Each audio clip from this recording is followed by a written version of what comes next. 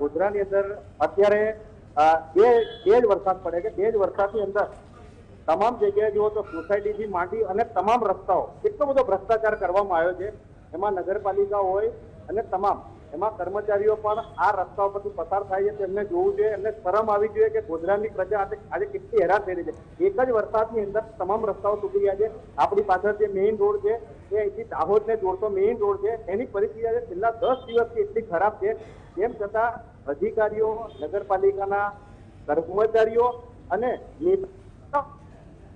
તેમ છતાં એમને એવું નથી થતું કે આનો રિપેરિંગ કામ થવું જોઈએ. પ્રજા એટલી બધી તરસ થઈ ગઈ છે, હેરાન થઈ રહી છે. અત્યારે નકરું ખાડાઓનું સામ્રાજ્ય છે. કોઈ જગ્યાએ રોડ જેવી વસ્તુ નથી દેખાતી, ખાડા જ છે દરેક જગ્યાએ. અને વારંવાર રજૂઆત કરવા છતાં ના તો નગરપાલિકા આની ઉપર કોઈ કામ કરી રહી છે, ના તો કોઈ નેતાઓ આના ઉપર ધ્યાન આપી રહ્યા છે કે આજે ગોધરાની પ્રજા ખૂબ હેરાન થઈ રહી છે. આ પાછળનો જે મેઇન રોડ છે એ 1લી તારીખે જ રોડ બનાવવામાં આવ્યો છે. કરોડો રૂપિયાના ખર્ચે રોડ બનાવવામાં આવ્યો તો પહેલા જ વરસાદની અંદર આખો રોડ ખલાસ થઈ ગયો છે. કરોડો રૂપિયાનો ભ્રષ્ટાચાર કરવામાં આવ્યો છે ગોધરાની અંદર રોડ રસ્તામાં.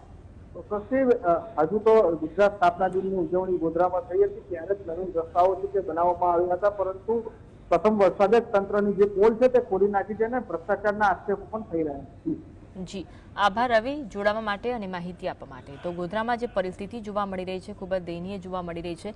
ગોધરામાં રોડ રસ્તાઓ છે ઉબડખાબડ હાલતમાં જોવા મળી રહ્યા છે. મગરની પીઠ સમાન રસ્તાઓ જોવા મળી રહ્યા છે. ખખડધજ હાલતમાં રસ્તાઓ જોવા મળતા સ્થાનિકોમાં તેને લઈને રોષ જોવા મળી રહ્યો છે. સ્થાનિકો કહી રહ્યા છે કે અનેક વખત આ અંગે તંત્રને રજૂઆત કરી છે, પરંતુ તંત્રના બહેરા કાને અમારો અવાજ ન સંભળાતો હોય તેવું લાગી રહ્યું છે, કારણ કે તંત્ર દ્વારા કોઈ જ કામગીરી કરવામાં આવી રહી નથી. વરસાદ પડ્યો, હજુ પણ અનેક રસ્તાઓ એવા છે કે જ્યાં પાણી ભરાયેલા જોવા મળી રહ્યા છે અને રસ્તાઓ દયનીય હાલતમાં જોવા મળી રહ્યા છે. હજુ નવા રોડ રસ્તા બનાવવામાં આવેલા હોય તેવા રોડ રસ્તા પણ ખખડધજ હાલતમાં જોવા મળતા અનેક સવાલ ઉઠી રહ્યા છે. જે ગુણવત્તા છે તેના પર પણ અનેક સવાલ ઉઠી રહ્યા છે. તંત્ર ક્યારે આ અંગે કામગીરી કરશે તે મોટો અને મહત્વનો પ્રશ્ન બની રહ્યો છે.